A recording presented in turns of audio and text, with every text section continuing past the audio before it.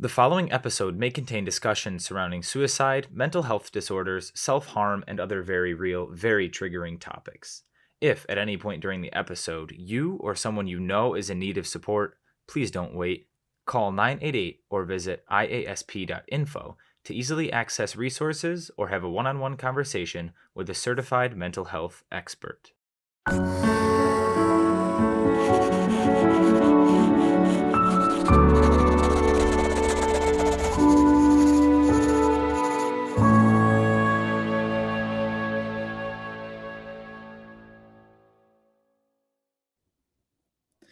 Hello again, everyone. You're listening to the Make Mental podcast, and my name is Caleb Munski.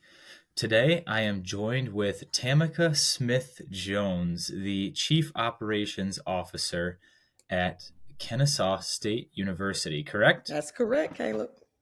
Woo! First try. Sometimes I get it wrong. Sometimes I get a pass college. You know, I have so many people I got to research, but I am very happy to get that one right. And I mean, how could I not get it right? I met Tamica almost a year and a half ago now at the Career and Sport Forum. It seems like a lot of our guests have stemmed from that occasion, awesome. which is fantastic. But she came as the MC that year, and she was doing her thing up on stage. She had a theme song and everything, and we were just 200, relatively shy people at that time, student athletes or recently graduated, and we were just like, we're all here. I knew nobody. Nobody really knew anyone unless you came with someone from your school, and you're just up there dancing around, making us stand up, doing your thing. I mean, you set the tone.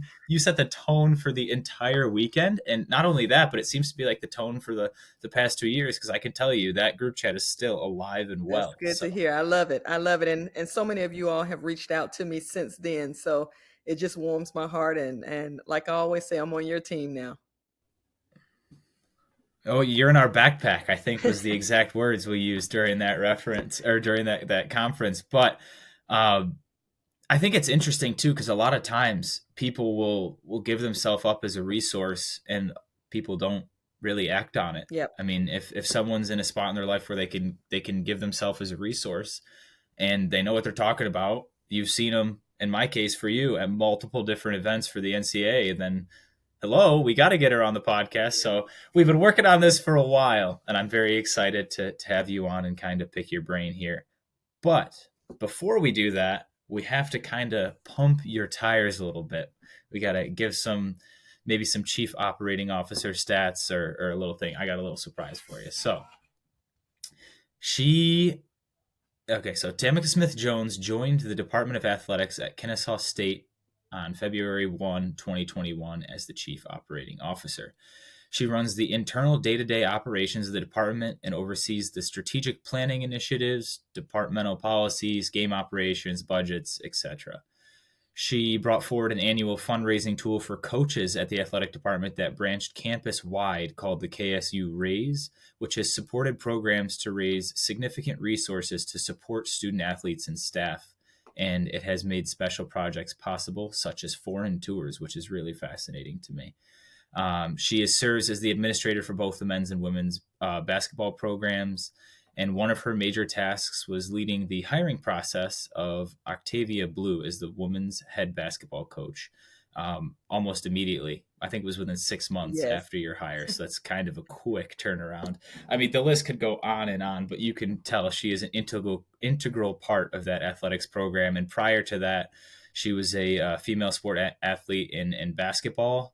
And she played at Troy University in Alabama. And then she transferred to get her bachelor's in science and business management from Alabama A&M University, where she was a two-sport athlete. So that's impressive in its own right. You can see right from the outset of her collegiate career, from playing all the way up to now working in athletics. I mean, she's top dog. There's really no other way around it. So, and I think, how could I forget this? Author as well.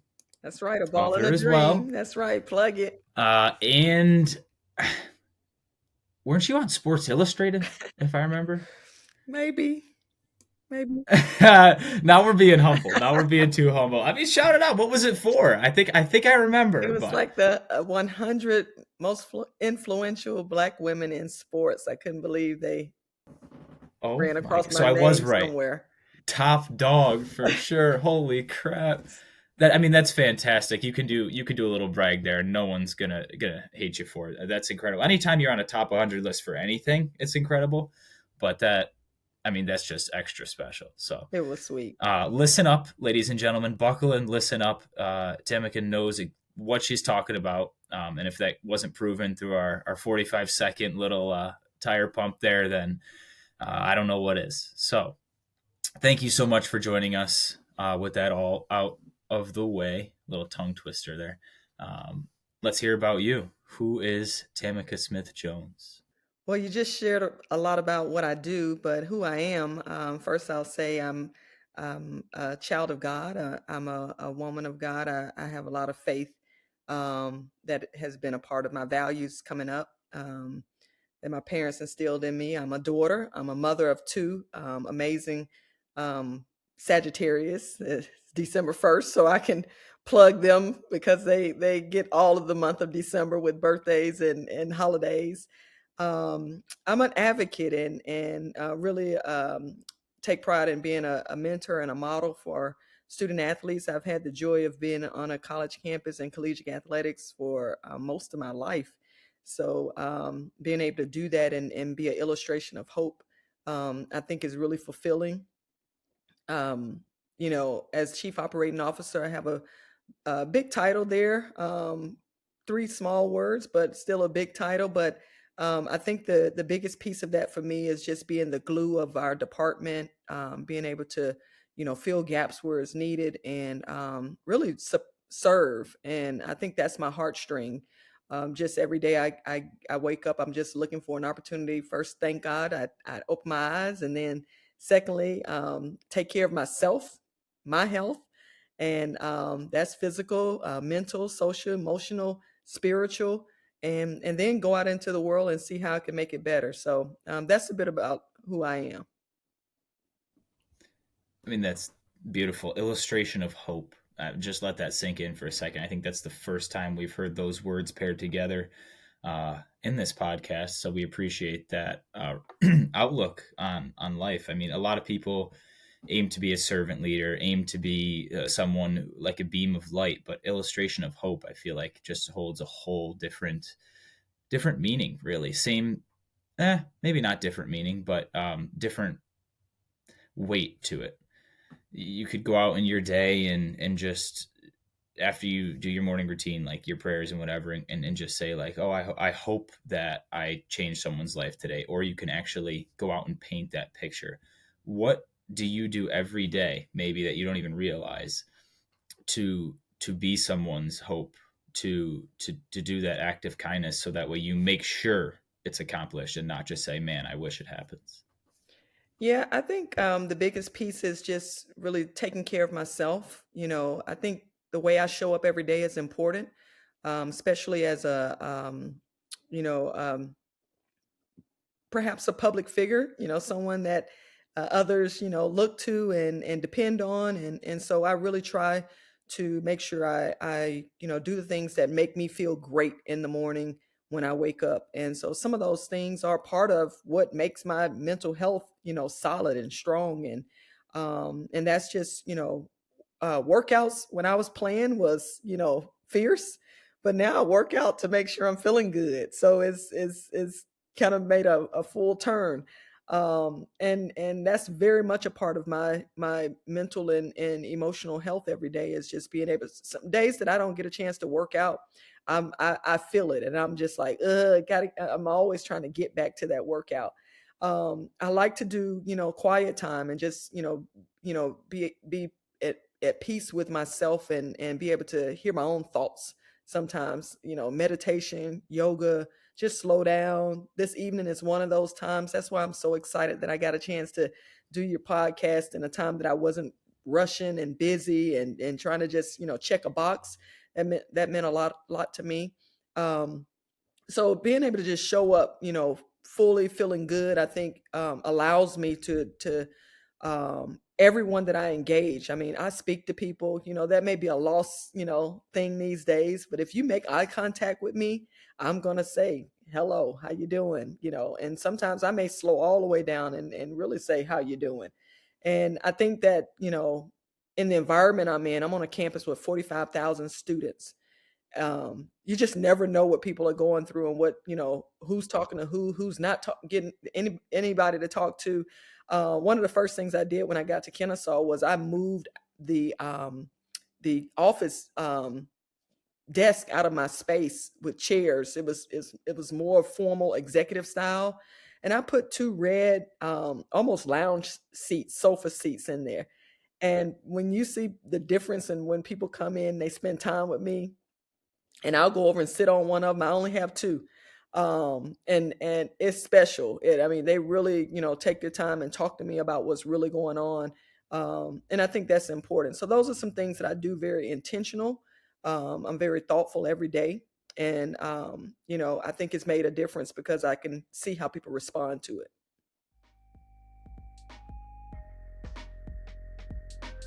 Go Global is a free-flowing technology company that handcrafts, embellishes, and manufactures garments and accessories. Designed on the principles of people, places, and possibilities, Go Global reimagines fashion and is inspired by you, the people of the world. Yeah, I think that's wonderful too, that even the atmosphere that you created from the inside out with your own office all the way across campus, obviously. A lot of times you see that kind of athlete relationship with administration and they kind of just, oh, hey, whatever, move on. Or maybe at like the SAC meeting when they show up and all of a sudden you're sitting up, you're paying attention, and the SAC meeting is very lively. Whereas if the administrator's not there, maybe it's not as lively. I mean, it happens. We're all college students. I think you see that relationship with the student athlete and the coaches more so, where the lounge chairs are in their office, where the coach really gets to know the player. So that way, oh yeah, I can yell at him today. Oh no, I can't yell at him today. Maybe something in their life happened where the coach needs to know about. You really don't get to see that interaction with administrators. What is it like to start to see that interaction? Because I'm sure there are still some moments where it's a little more awkward and a little bit more like, okay, this is an athletic administrator. You have to Yeah. like straighten up your tie, button up your shirt. But when the student athletes kind of let their hair down a little bit and get real with you, we know it means a lot to you, but what do you hope it means to them? Yeah, so, I think I should preference that, I've been a student athlete, but I've also been a coach. So I think that really guides me daily to really connect with student athletes and really engage with them, have some awareness of their world, and whether I meet them in the locker room or go out on the court, high five them, or tell them to come and see me. If I've spent time with them on their bus, traveling with them, in their pregame, when I travel with our teams, I'm in their pregame meetings. I'm watching film with them. I'm spending real quality time with them. I'm asking about their classes, their families. You're marching in the parades for the NCAA tournaments. I saw that all over You social see, media. exactly. So I'm I turn on my phone and I get an occasional hooty hoo, and I'm like, whoa, volume's got to go down here. That's right. First ever, baby. ASUN champions basketball. That's right. But Yeah. I think it's just really deepening the relationship. And you don't get a chance to do it with all 450 of your student athletes for sure. But to your question, I would hope that they will feel, comfortable when they do need me. They see me, I'm present. I say this to my coaches as well. I'll stand over in the corner and practice for 30 minutes or so, just to relieve myself, from the stress that's in my office. And what I hope that my coaches see is that I'm just across the way. I'm just an eye shot of them. And so if there's anything, they can just beckon for me. Same thing with my student athletes. I want them to, know who I am, know what I'm about, know that I'm on their team, in their corner. Um, they I can tell them things about them when I approach them that they are oftentimes surprised because I research them. I try to learn about them. I get disappointed in some semesters and terms when I don't get to know all of my student athletes by name, and there's no way I can do it. A lot of them are hidden behind their helmets and just in their uniforms, but I do take some pride to do that, and hopefully they will receive me in a way that whatever they need, that they will look to me to help them get the answer, or whether that's academically, whether that's something dealing with their sport or performance, or our student athletes have a lot of challenges as they just try to balance their lives. I did that before. So when there's other administrators that may not have had that experience, I can empathize with them. I can talk them off the ledge. I can, encourage them, empower them, edify them. And that's what I hope that they receive when they engage with me. Yeah. Do you think? Well, I mean, two things here. One, that's a pretty heavy job. Like you said, it's 3 words, but it's, I mean, 300 different scenarios in the matter of an hour. Not even in the matter of 30 minutes, but that's the life of athletics. First, though, I want to talk about burnout. This is obviously exhausting, like you said. I mean, even in your free time, you're giving it to us, which again speaks volume about who you are. Maybe this is less, I don't know, stressful, and you can just chat with me. But You're definitely how less stressful, Caleb. is there has there ever been? I mean, this is a rhetorical question because the answer is yes. So, can you tell us about a time when you experienced burnout? Maybe it was early on in your career, maybe it happened yesterday, and how you remind yourself that, yeah, I'm going to be here for as many of the 450 student athletes that I can be, and then the campus at large. But I got to take care of me. How Mhm. do you remind yourself to take care of you outside the morning routine that you told us you already do? Yeah, that's a great question. In athletics, as you know, Caleb, we can go. I mean, sometimes I count the days. I'm like day 14 that I've been doing something straight at work. Like I have not been able to take a day off, like just take a day. Um, I committed to probably when I made the transition to Kennesaw that I would use my PTO. I would use my personal time out of the office regularly as mental health days. So, I mean, if you looked at my employee file, you will see MH on days that I take Hmm. that it nothing could be really going on other than I have a 20-year-old in college and a 16-year-old in high school. But, some days I just know I need a break. I need to just woosah. And so those days, look very different. I like to, music is therapy for me. I played the saxophone. I was in the marching band. And Ooh. so I love live music. So I can go anywhere, all genres, and just enjoy music. Um, I get out on the campus a lot, even during the workday, um, which helps with, maybe not just getting out of the office, but it still helps break my workday up a bit. I put lunch on my calendar, so I make sure that I'm eating healthy. But I get out on the campus and I sit in the center of campus. We have swings in the camp on the campus. I sit on the swing. I watch the students go by.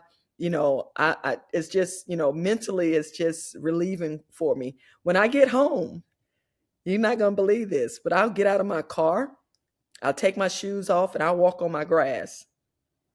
Huh. I do. And it's so relieving. I learned that in a seminar somewhere when they were talking about just different things that you can do to, for mental health. And I was like, let me try that. And it's just so relieving. So there are a lot of cool things that I have learned, from a coping standpoint that I've just, put into my lifestyle outside of that morning routine of working out and things that help me with burnout because it is real. It happens. It's just a part of life and day to day. Um, I take the days that I feel like I need. I make sure that my supervisor, knows because otherwise, you know, my personality changes. Now I've got a personality disorder, and that's part of mental health, right? Or mood swing, so these are things that I talk to my two kids about often. I've had them go to counseling since they were teenagers, just because I just wanted them to have an outlet to talk to someone else about whatever they may go have going on. And so when things happen in their like school or my daughter just had a drill this week where they locked the school down. And she was texting me and dad saying, I don't know if this is serious or not, but lock. And it was a drill. They sent us, the parents, an email, but I could tell that she was stressed and had anxiety about it. And so I'm texting, talking off the ledge, grandma's right there. Dad's on the campus right now talking to public safety. It's a drill. You're fine. You feel okay. But after that, when she got home, I was like, let's go get ice cream. So, it is really a lifestyle to be able to manage burnout, the stresses of life. And those are just some of the things that I just, do. Just because it's not a textbook for it. It's just like, your body really does tell you, you need to slow down, you need to rest it, you need to take a break. And if we're really obedient to it, we can really counter some of the things that we get challenged with. Empire Specialty Printing is a family-owned and operated screen printing and promotional products company. ESP has been in business for over a decade by providing consistent and high-quality service. Products include custom hoodies, shirts, hats, business supplies, and much, much more. Whether it's for a family party, school team, group, or corporate apparel, Empire Specialty Printing has what you need to get the ball rolling. Without a doubt. I mean, you answered like 6 questions I was going to have in the future. But one is, I'm jealous. You get grass almost all year round. If I take my shoes off right now, I'll be stepping on ice. No, So no. we just, what do we have up in Syracuse, New York? We just had 2 inches of snow the other day, and Wow. I went into work at 8 with 1 inch, came out and didn't even have my snow brush ready. So I'm out there with my hand, my fingers are frozen. Trying to So get it off. if I wanted to ground myself in the grass, I'd be tiptoeing through snow. I mean, it would work. It'd probably make my brain forget whatever the heck's going on. So it would be effective, but I don't know if I would do it. But yeah, I think Yes. there was a lot to unpack in that response, and I want to start with like a parent's perspective. I know I was going to ask another question about earlier, but I kind of like this direction better. You've been sending your children, who are arguably almost all adult children at this point, you brought them or introduced them to therapy since they were young.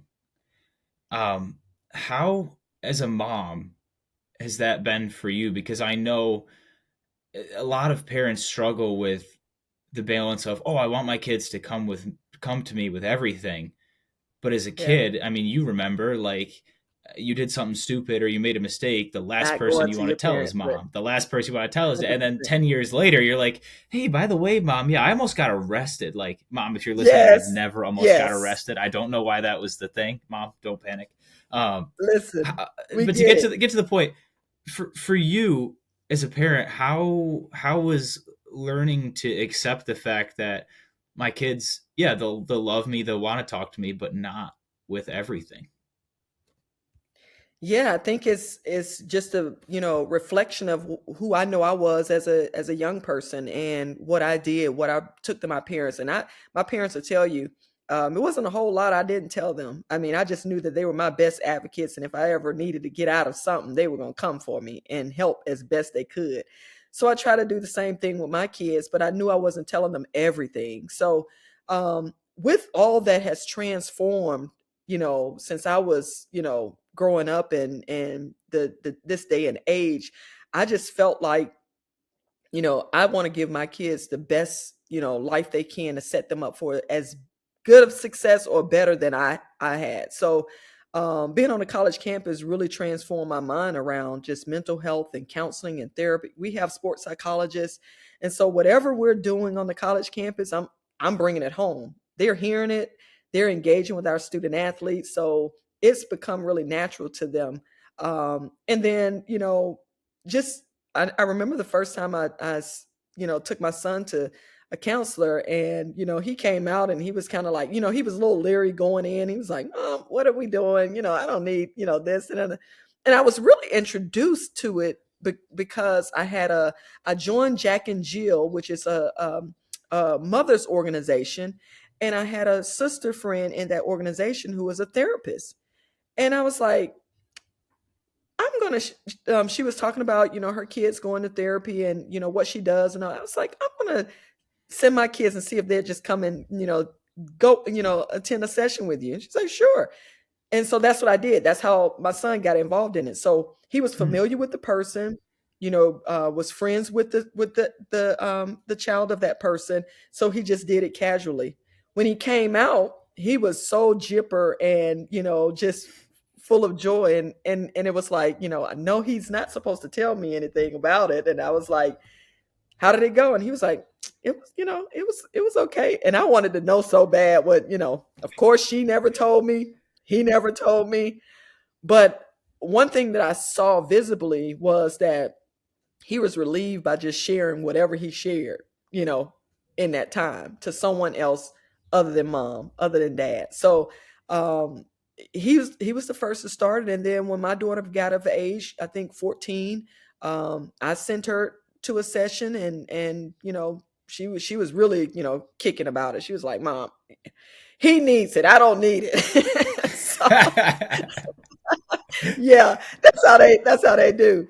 But she went, and whenever I feel like she, may need it, she may get sharp with me, or she's worried or concerned about, she has some performance anxiety. I know whenever she's got to produce and perform at something, she gets a little anxiety. And so I've been talking her out as a parent.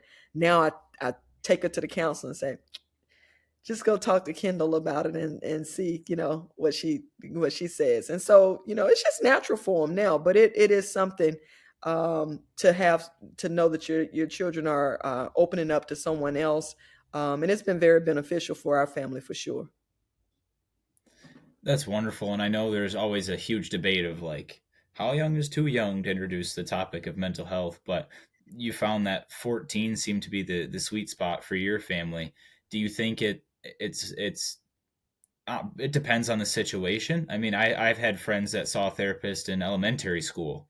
Obviously, they're not Hmm. telling them that they have depression or anxiety when you're 6, but Sure. um, would you say 14 was the right call, or do you wish maybe you started a little sooner, a little later? What was that Yeah, I your think your I think impression? that's a great question. I think it's to each his own. I think 14, teenage, 13, 14 is a good time. It was a good time for my kids. I think about, in my childhood, I didn't really sense, any mental health or challenge. I was just living being a child. My parents took care of everything. But then when I started feeling like I was a teenager, adult, I had my own mind and could think, and wanted to tell them what to do.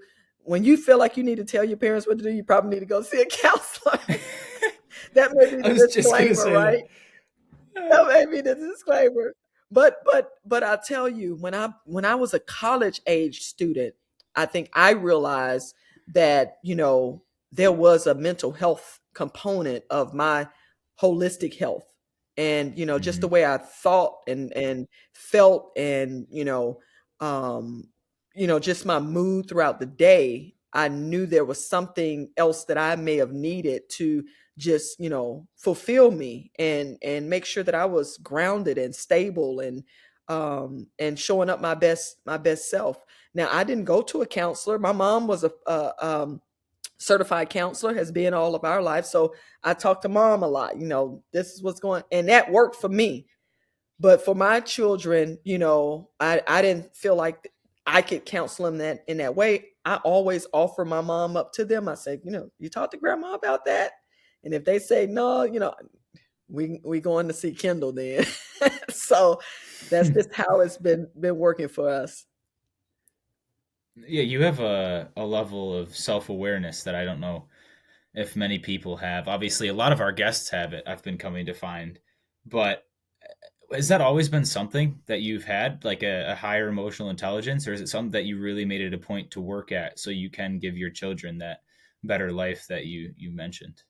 That's a great question, Caleb. I think, being a student athlete has caused me to have a lot of skill sets that are just kind of innate. Um, you know, you think about that emotional intelligence and that self awareness. I mean, standing on a free throw line with no Mm. time on the clock, and you having to make the shot to win the game, like that'll get you real in tune with, all Yeah, your with who nerves. you And are, and yeah, yeah, yeah, yeah. Oh man, I know exactly. I mean, soccer wise, standing at the You PK feel line taking me? that shot. Yeah, yeah. Except you Yeah, have to experience that. You have to experience that probably 6 times the free throw line a game. I experience it maybe once a season. yeah, So yeah. Need a tow? Top Shot Transport is the place to go. From cars to machinery, heavy equipment to general freight, Top Shot Transport will give you the best rate. Top Shot Transport is fully licensed and ready to tow your stuff anywhere. Email topshottransport1@gmail.com for more information. I just want to point that out because I think emotional intelligence goes hand in hand with your overall well being, and I think the earlier, again, it's discretion of the family and the parents, and if the child's ready. But I would really argue that is if you have to think and say, is my child ready? I would say, okay, well, I'm thinking about it for a reason because something is Hmm. going on. That's a good It might point. be time. It might be time for me to go to a counselor if I've never been to see what it's about before I just send my child there. Or I could even go to a counselor and just say, I'm really thinking about sending my child. What do you think? Are they too young? This Yep, is what I see going on. I mean, you can have that conversation, right? You don't, there's already enough, I'm assuming, there's already enough burdens of being a parent. You don't need to add another one to your plate when you're only trying to help your child. Again, I'm sure you've I you've agree. failed. You've failed. Anyone not watching the video can see my air quotes, but then there are times where you succeed as a parent. So that's my non-parent parent advice. That might be the title of this episode. Advice for my parents. No, I'm kidding. Maybe. As we just talked. See, but I do go to counseling. I do tell my parents what to do, so I do go to counseling. I can fit that description perfectly. Good, good, Um, good. I kind of want to get into a little bit too, more about you. And I mean, this whole thing is about you, but I want to really kind of dig in a little deeper if you're okay with it, and kind of start when you were younger. Obviously, you mentioned your mom was a counselor, but a lot of our guests are religious, and a lot of them have mentioned like their religious community is like, oh, just come to God about it, it will get taken care of, like give all your Hmm. burdens to him. Hmm. Um and I know I'm Catholic, it does help and it really does take a weight off your shoulders, but there are some burdens that it's just like you think to yourself, I don't even know if he could take care of them, which is a ridiculous thought when you look at You religion and got to be whoever you pray practical. to. Yeah, Yes, but the yeah, thought is, okay, I can pray, I can go to church, and there has to be an action that will come to me, or a that's right. relief or something. Like you wait for and you pray for a signal and you don't want to miss it. Growing up as a kid, Yep. were you told pray on it and it will fix, and you didn't know what that meant, or not? Yeah, yeah. So growing up as a kid, we prayed about a lot of our problems. But I'm just so blessed and fortunate that my parents always had the prayer and the practical. And basically it was faith without works is dead. It's nothing. You've got to put some action to whatever, you know, you're dealing with. So yes, you pray. And I have a philosophy that, I do all I can and let God do the rest. And I just truly believe that. So, but I have to be doing something. I know there's some that just think, just let God do it. God can handle it. But what's been, keeping me and driving me has been me doing what I can do and partnering with God in the practical side of Mm. it too. So the spiritual and the practical. Um, so I think that you've got to be able to even speaking to our student athletes. I mean, you got to be able to give them, like, a lot of times your own stories, your own um, um, way you've dealt with whatever you're experiencing, because those stories translate to them and give them the hope, as the illustration of hope again. It gives them the hope that, okay, if you handle it like that, then maybe if I try some elements of that, it may work for me. If nothing else, you just talking through it with them also helps. But you definitely can also be prayerful and mindful. But that practical piece is, I think, is just as important. Need a tow? Top Shot Transport is the place to go. From cars to machinery, heavy equipment to general freight, Top Shot Transport will give you the best rate. Top Shot Transport is fully licensed and ready to tow your stuff anywhere. Email topshottransport1@gmail.com for more information. Yeah, the prayer and the practical. I've never heard those. Again, you're pairing a lot of words for me here that I've heard separately but never together, and I'm getting as much out of this episode as I think or I hope our listeners are. I think as a recent student athlete myself, there were a lot of times where that just spoke to me directly. The prayer and the practical. I would go into the office. I would talk to coach. He would have a lot of the answers, but at the same time, he's like, I can only set up the formation that we're going to play. I can only coach you guys through the practice patterns. I can only tell you what the other team I think they're going to do. He could be wrong sometimes. Most of the time he's right. Sometimes he's not. But then again, it's that practicality of, okay, now it's time for me to do it. Again, when with your mental health, right? You can pray for help. You can journal. You can take these actionable steps. But one can't coexist without the other, right? You can't just sit there and say, oh my God, I hope these go away. Someone take this off my shoulder, do this, do that, without being ready and willing to put in the work yourself. And again, this is where it becomes personal and such an important yet scary topic, right? Because some Yeah. people, how long? How long is it before you're ready to take action? Right? How long is it before Mhm. you're ready to say, all right, I'm at a point in my life where I know I need to get the help and I'm ready? Um, Obviously, for your children, since they were introduced to the topic, I think younger than most people, my generation, I'm their generation, it would just be like, it took me working through therapy. I probably didn't even tell my therapist the full truth until my first one, until like 4 months in, right? Mhm. And I would keep praying every day, and like I knew that this person couldn't say anything. I knew the only time they could say something is if I was a danger to myself or others, and Right. I wasn't, still not. So it's like, why did it take me so long? So now being on the other end, it was like I prayed on it, I wanted help, uh, and I always say like there's this one verse and it's always like, if today you hear the voice of God, pardon not your hearts. And I'm Yep. like, wait a minute. Someone spoke to me to go to therapy. I don't know if it was an actual being or in a dream, but someone got me there.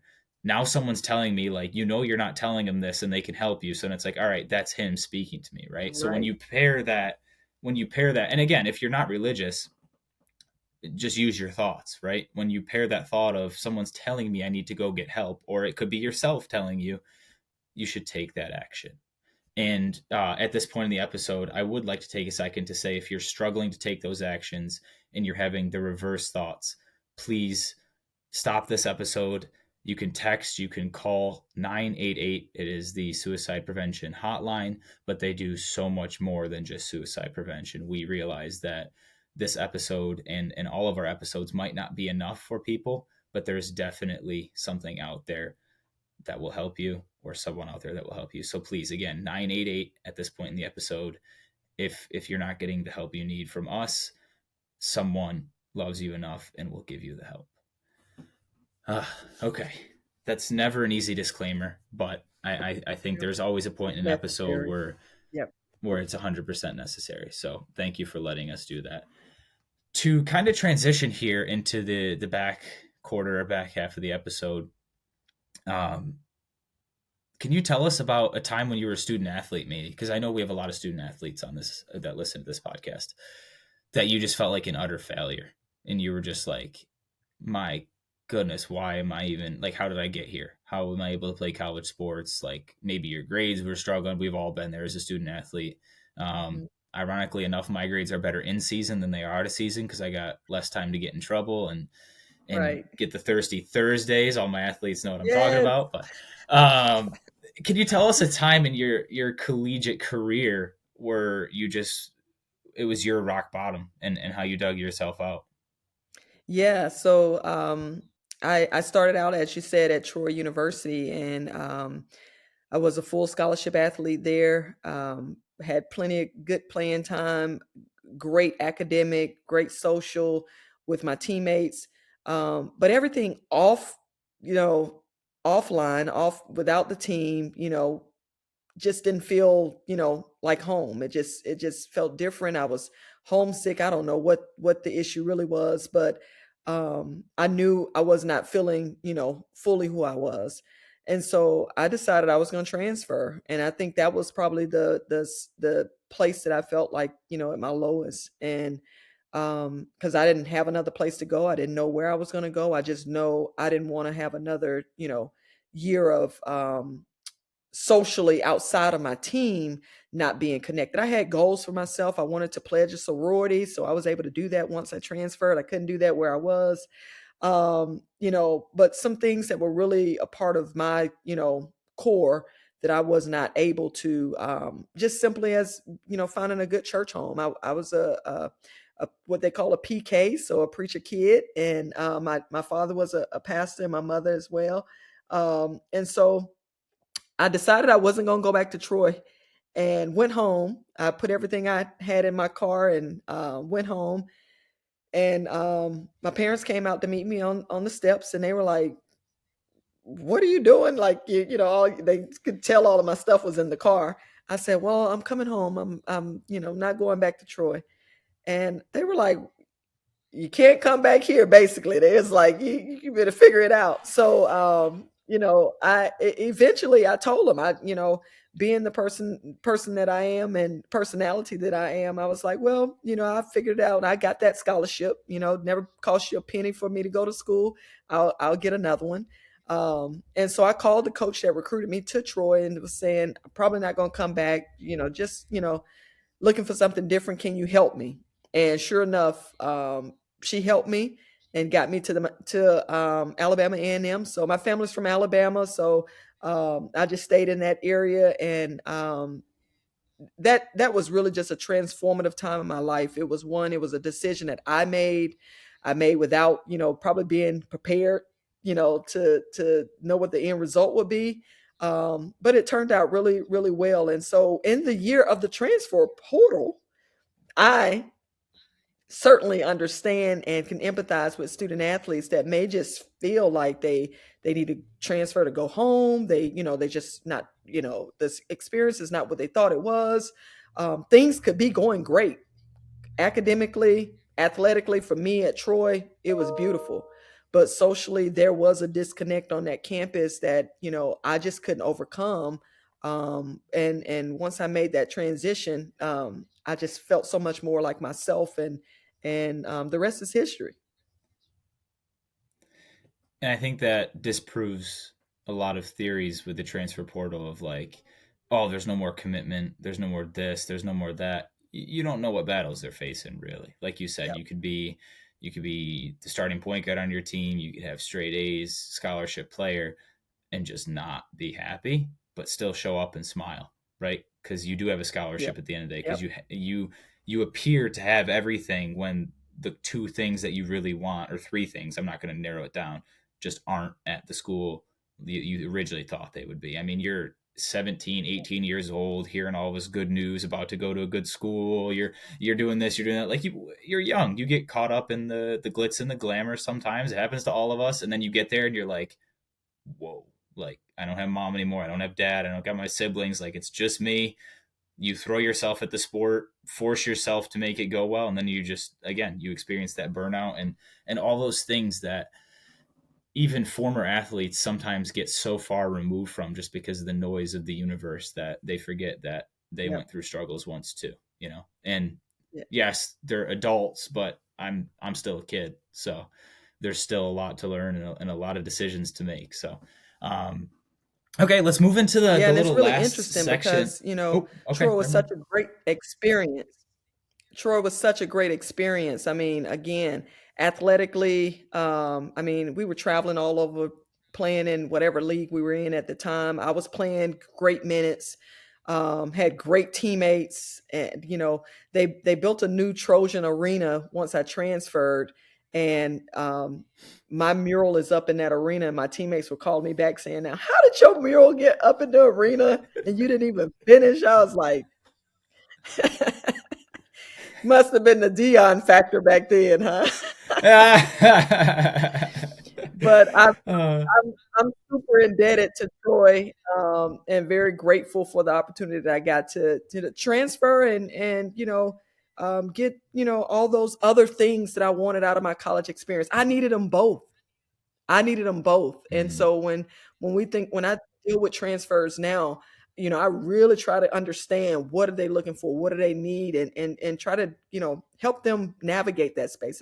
It's a tight space in a tight situation, but as administrators and coaches, we always say it's about the student athlete, and I think when we get in those positions to really encourage them and support them, we should. College can be a roller coaster, but Zant's got your back. First session? Absolutely free. After that, just $25. Easy on the pocket, heavy on support. Stress, burnout, addiction, or trauma. Zant's expert coaches are here for you. Download the app, kick stress to the curb, and own your college journey. Your mental health, your way. Zant. Download and thrive today.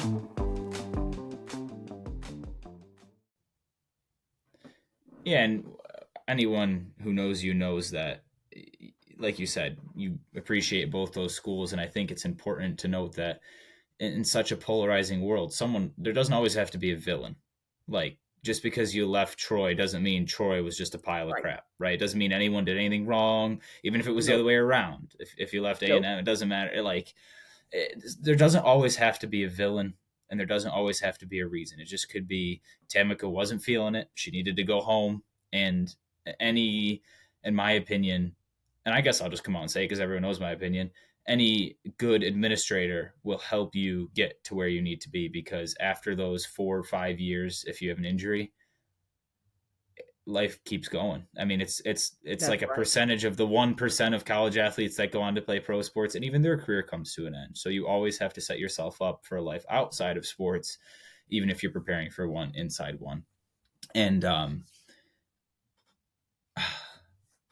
forgot what I was going to say, but it's okay. We'll just keep going. We can kind of transition here into the little end segment of the podcast. We like to do something where we ask you a couple things that make your heart smile. But before that, I guess one question I had for you was, in a world like we talked about where there are villains and people make people out to be bad or good, or I mean, opinions exist, right? And that's what makes the world spin. Right. But there doesn't always have to be a villain. Like, it's just so noisy. How do you block out that noise sometimes? Because in a historically male-centric athletic world, you've made it to the top 100 women of your career, right? We heard it in the beginning. How have you been able to kind of shun the naysayers and be like, no, I belong. I didn't feel like I belonged at Troy. I My parents were confused. Maybe you didn't feel like you belonged at home for a minute when you came back, but you're like, no, Tamica Smith Jones belongs in this industry, and has proven it. Yeah, Caleb, I really live by my gift make room for me. So I feel like there are things that I can do that I was uniquely placed in the world to do, and I feel comfortable doing it, good, bad, and different, Mm, whether it looks right or wrong in people's sight. I feel real comfortable doing it. I mhm, had a conversation with someone a couple of weeks ago, and we were just talking about, I was just saying how much I value them and what they do, that I couldn't do what they did. And then they responded saying, and I can't do what you do. And not, being a smarty, but I was just like, and I know. And that's why I do what I do with the love and the grace and the passion, and give you room to do what you do, and give you that same love, mm, grace, and passion. And so it's a beautiful thing when we can get in what most people say your lanes. Um, you know, um, but I just make sure that I'm doing what I've been purposed to do, and it's so fulfilling to me. People rarely, find their purpose and passion that align, right? And can make a living of it, right? And when I see people that have not arrived there yet, I really pray for them, because I arrived early. I've been, as a student athlete, 17, 18 years old. I've been in college athletics, went in, started working on my master's as a grad student, still in college athletics. became an assistant coach, head coach, administrator, athletic director, now COO. I mean, like half of my life, like I started, has been in college athletics. It's been beautiful. It's been a great experience. And so that's been my gift. God gave me that. I can't take all the credit for it. And it has just made room for me everywhere I've been. So every day, as an illustration of hope, I really, really try to make sure that I'm helping my 450 student athletes, my 45,000 students on the campus, you, Caleb, anybody that's listening, anybody that reaches out to me, if they think that I can give them something that'll help them along their journey, I'm all in for that. So that's really, it in a nutshell for me.